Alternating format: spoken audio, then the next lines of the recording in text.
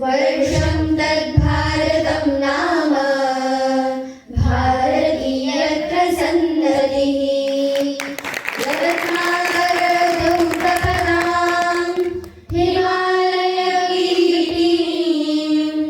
ब्रह्मराजर्षिरत्नाट्यं वन्दे भारतमातरम् वन्दे भारतमातरम् वन्दे भारतमातरम्। मैं भारत हूँ, मुझे वेदों की ऋचाओं ने जन्मा है। मेरे परिचय के लिए इतना ही पर्याप्त है कि अमृत स्वरूपा गंगा मेरी माँ है। मैं वो श्रेष्ठ भारत हूँ जो ऋषियों के आश्रमों में पला है तथा संघर्षों की प्रचंड अग्नि में जला है। मैं वो भारत हूँ जहाँ विभिन्नता अधिक और एकता उससे भी कई अधिक है। मैं वही भारत हूँ जिसने पश्चिम में स्थित राजवंशों की बलिदानी भूमि राजस्थान को समेटा है। मैं वही भारत हूँ जो गुजरात में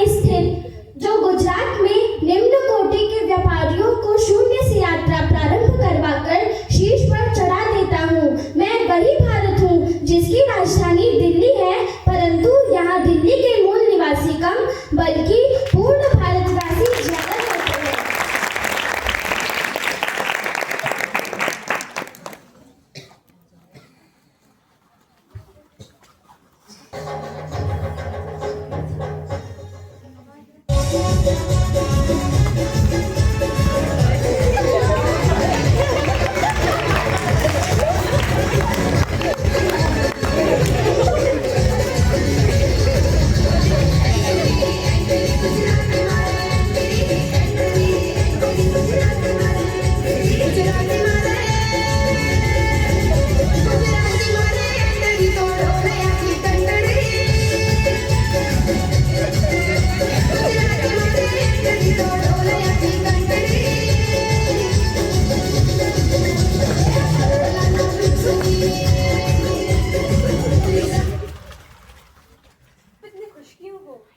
अच्छा, तो आप सब लोग स्टेट्स के कल्चरल कंपटीशन में गए थे और लगता है आप लोग फर्स्ट पोजीशन भी लेकर आए हो।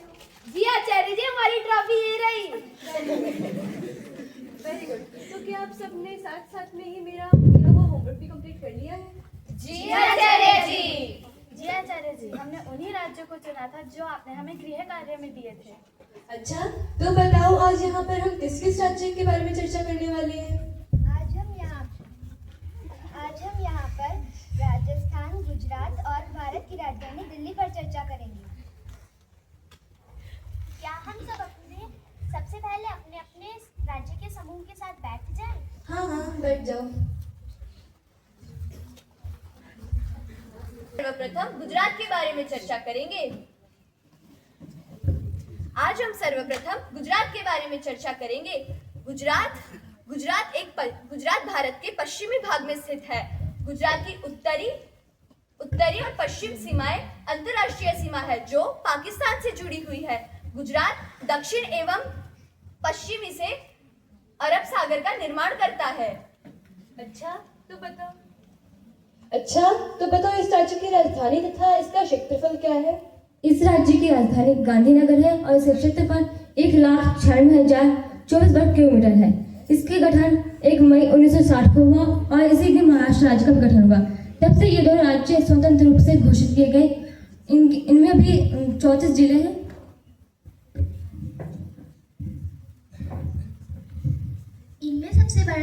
इनमें सबसे छोटा जिला डांग और सबसे बड़ा जिला कच्छ है और परंतु सबसे ज्यादा आबादी वाला शहर अहमदाबाद ही है। क्या राजस्थान का भी गठन इसी प्रकार हुआ है? जी, भारत गणराज्य का यह क्षेत्रफल के आधार पर सबसे बड़ा राज्य है। इस राज्य का क्षेत्रफल 3,42,239 वर्ग किलोमीटर है। इस राज्य की दक्षिण पश्चिमी सीमाएं गुजरात के साथ जुड़ी हैं एवं मध्य प्रदेश, उत्तर प्रदेश एवं हरियाणा की सीमाएं भी इस राज्य से जुड़ी हैं।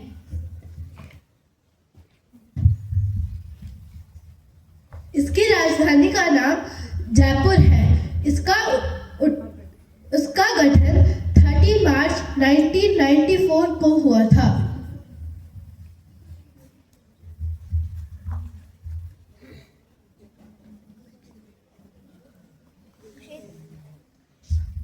क्षेत्रफल के आधार पर धौलपुर यहाँ का सबसे छोटा जिला है और सबसे बड़ा जैसलमेर है।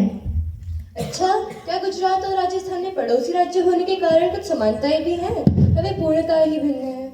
जी, गुजरात और राजस्थान में कुछ समानताएं भी हैं, कुछ विभिन्नताएं भी हैं। जैसे सांस्कृतिक और भौगोलिक दृष्टि से ये दो कुछ हद तक समान है, लेकिन इनका जो भौगोलिक दृष्टि, जैसे राजस्थान में थार है और गुजरात में कच्छ का रण है, दोनों समान है। गुजरात में नवरात्रि के दिनों में यह उत्सव हर्ष और उल्लास के साथ मनाया जाता है तथा यहाँ का प्रसिद्ध त्योहार मकर संक्रांति है। ये अपने त्योहारों व उत्सवों में अपने पारंपरिक ही वेशभूषा धारण करते हैं तथा यहाँ प्रत्येक वर्ष गरबा और डांडिया रास का भी आयोजन किया जाता है। राजस्थान में भी ऊंट महोत्सव, पुष्कर मेला, मारवाड़ महोत्सव को बड़े ही हर्षोल्लास पूर्वक मनाया जाता है। इसके अलावा गणगौर महोत्सव, अश्व पूजन का भी आयोजन किया जाता है।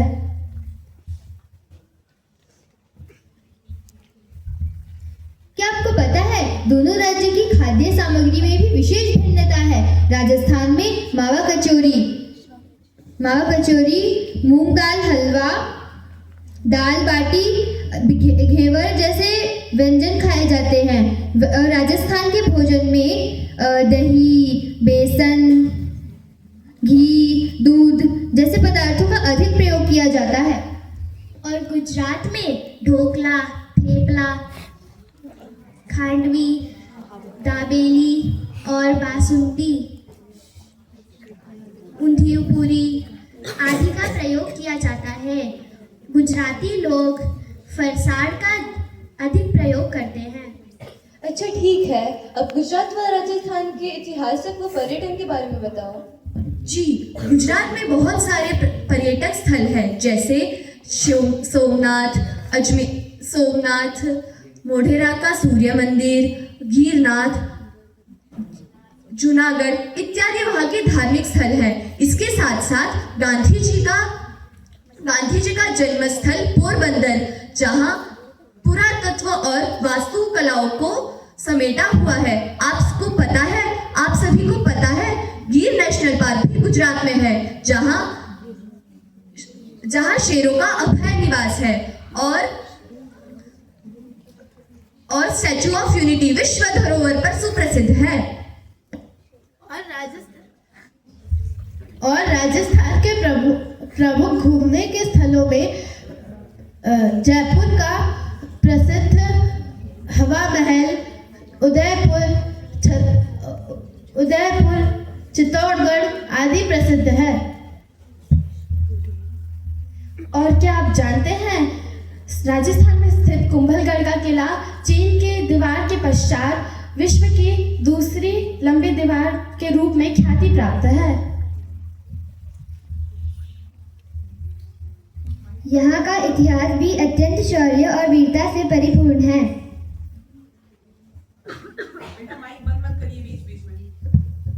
राणा सांगा, वीर महाराणा प्रताप जैसे कई देशभक्त और अपने शौर्य के लिए जाने जाते हैं एवं बलिदानी माता पन्ना धाय,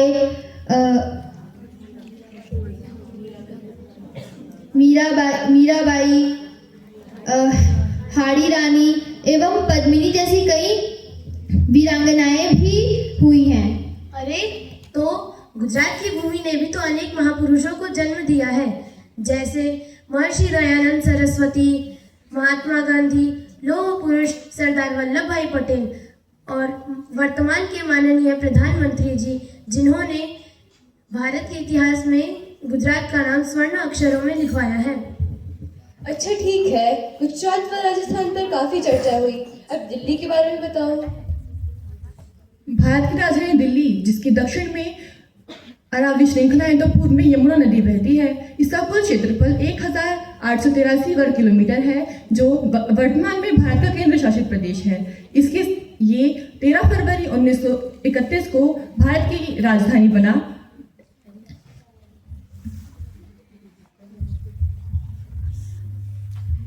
इसकी स्थापना के संदर्भ में कवि चंदन बरदाई ने पृथ्वीराज राजसो ने लिखा है कि तोमर राज अनंगपाल ने इसकी स्थापना की है और पांडवों ने भी कई वर्षों तक राज किया है। दिल्ली में खिलजी, तुगलक, सैयद, लोदी समेत कई वंशों ने यहाँ शासन किया है। चलो ये तो हो गई इतिहास की बातें। दिल्ली में घूमने के लिए तो बहुत सारी जगह है, जैसे इंडिया गेट, लाल किला, संसद भवन, राष्ट्रपति भवन आदि। यहाँ पर समूचे भारत की खाद्यान्नों और भोज्य पदार्थ प्रसिद्ध हैं जो जगह जगह पर प्राप्त होते हैं। यहाँ भारत के सभी धार्मिक त्योहार, दिवाली, दशहरा आदि बहुत धूमधाम से मनाए जाते हैं। दिल्ली की सबसे ऊंची संरचना में सिग्नेचर ब्रिज का नाम भी आता है। अरे हम तो भूल ही गए, राजस्थान के जैसलमेर किले में एक साथ 5000 लोग रह सकते हैं। उसे गोल्डन फोर्ट के नाम से भी जाना जाता है। क्या आप जानते हैं इसे सोनार का किला क्यों कहते हैं? नहीं, हम नहीं जानते। तो ठीक है, सुनो। इन जैसलमेर की इमारतों और महलों को बनाने के लिए जिन पत्थरों का प्रयोग किया गया है, उन पर जब सूर्य की रोशनी पड़ती है तो यह महल स्वर्ण की भांति चमक उठता है, अतः इसे सोनार किला कहते हैं। अरे हाँ, हम तो बताना ही भूल गए कि गुजरात में 2 ऐतिहासिक दर्दनाक घटना हुई है। पहली घटना 26 जनवरी 2001 में वह भूकंप जिसमें हजारों की संख्या में लोग काल का ग्रास बन गए, और दूसरी घटना 27 फरवरी 2002 में गुजरात के पंचमहाल जिले गोधरा नामक शहर में हुई थी, जहां चलती साबरमती ट्रेन में आग लगा दी गई, जिसमें 59 लोग मारे गए जो अयोध्या से लौट रहे थे। अरे आप सभी ने तो अपने अपने राज्य के चिन्हों के बारे में तो बताया ही नहीं। अब मैं आप सभी से दोनों राज्यों व दिल्ली के संदर्भ में कुछ प्रश्न पूछूंगी। तो बताओ यशी, गुजरात में बहने वाली नदियां कौन कौन सी हैं? साबरमती, तापी, नर्मदा, माही, ये 4 नदियां हैं। इनमें तापी को पृथ्वी की पुत्री भी कहा जाता है। आचार्य जी, गुजरात में बहने वाली नर्मदा नदी एकमात्र ऐसी नदी है जो अपने उद्गम स्थान से विपरीत दिशा की ओर बहती है। तो अब आप में से कोई बताए कि गुजरात का राजकीय पशु पक्षी क्या है? तो यशवी बताओ। गुजरात का राजकीय पशु शेर है और राजकीय पक्षी फ्लैमिंगो और राजकीय फूल गेंदा है। Very good. अब राजस्थान में बहने वाली नदी के बारे में कौन बताएगा? हाँ अनन्या, आप बताओ। राजस्थान में माही, लून, अनास और जाखम आदि छोटी बड़ी नदियां बहती हैं। और राजस्थान के राजकीय पशु पक्षी आदि क्या है? तो बेटा पर्णिका, आप बताओ। राजस्थान का राजकीय पक्षी गोदावन, राजकीय पशु ऊंट और राजकीय फूल रोहिड़ा है। बेटा मौली। आचार्य जी, आज बहुत हो गया। क्या आज ही अन्य राज्यों की चर्चा होगी क्या? अरे अब आगे के राज्यों के बारे में चर्चाएं नए परिदृश्य और नए पात्रों के साथ होगी।